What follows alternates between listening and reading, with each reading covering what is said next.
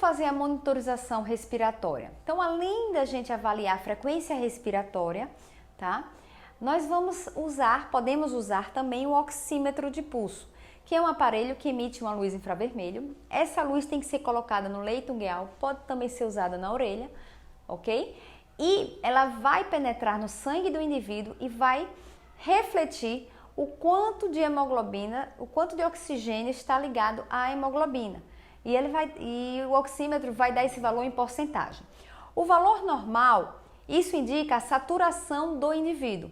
Então, o valor normal de saturação de oxigênio do indivíduo, ele tem que ser de 95% a 100%. Então, dentro dessa faixa, nós temos uma saturação de oxigênio normal.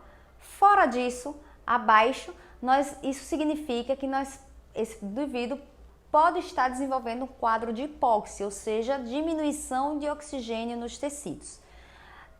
Um outro método que nós podemos utilizar para a monitorização respiratória, que também não invasiva, é o uso da capnografia, tá? É um aparelho que nós vamos verificar o quanto de CO2 é eliminado na expiração desse doente. Ele é muito mais utilizado, né, quando esse doente ele passa a ter uma via aérea definitiva, ou seja, ele passa a ter um tubo, né, ou um traqueóstomo, ou uma outra via aérea que não seja definitiva, como por exemplo, um dispositivo supraglótico, que pode inclusive ser usado por enfermeiros, vamos falar aqui posteriormente, e ele vai dar justamente o quanto de CO2 esse paciente está expirando. Ele reflete um pouco se essa intubação, se essa via aérea definitiva ou supraglótica, ela está adequada, permitindo assim ao profissional a possível correção e evitando uma hipoxemia, ou seja, uma baixa de oxigênio no sangue arterial desse indivíduo.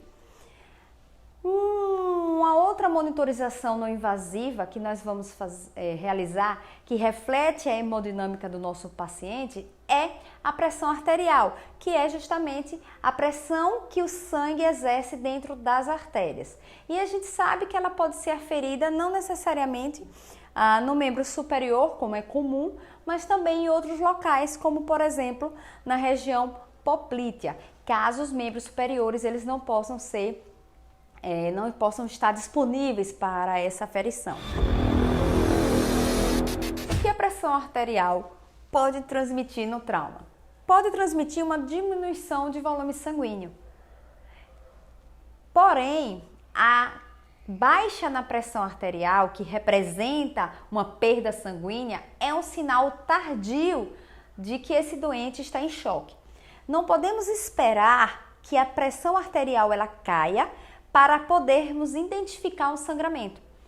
Os principais sinais e os primeiros e principais sinais que identificam um quadro, por exemplo, de hemorragia externa e interna causando um choque hipovolêmico são o aumento da frequência cardíaca, porque o coração ele é acionado a aumentar o seu bombeamento para fornecer sangue e, consequentemente, oxigênio aos tecidos, e o aumento da frequência respiratória, obviamente, porque se tem baixa de oxigênio nos tecidos, eu vou ter aquela fome de ar, aumentar minha frequência respiratória buscando esse oxigênio.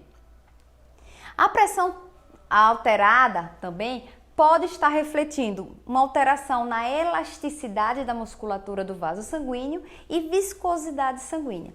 E, portanto, quanto maior a capacidade cardíaca de bombear o sangue, maior a quantidade de sangue vai ser ejetada.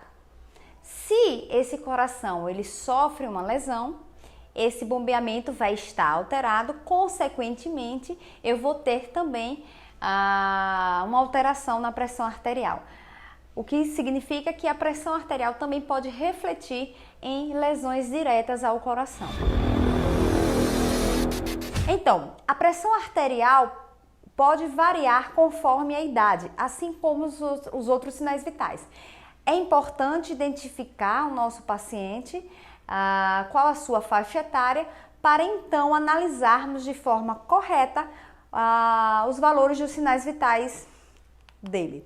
Um outro sinal vital importante é a temperatura. A hipotermia é muito presente no nosso doente de trauma, seja por perda sanguínea, seja por reposição de fluidos não aquecidos, pela própria exposição do indivíduo ao ambiente ou por perda da termorregulação, por exemplo, no caso de um dano neurológico.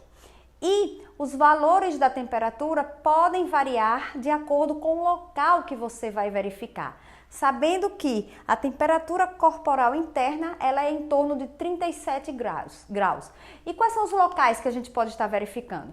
A gente tem uma verificação de temperatura central, que pode ser no esôfago, na membrana timpânica ou vesical, e também uma aferição de temperatura periférica, que é mais comum, que é através da axila, do reto e oral.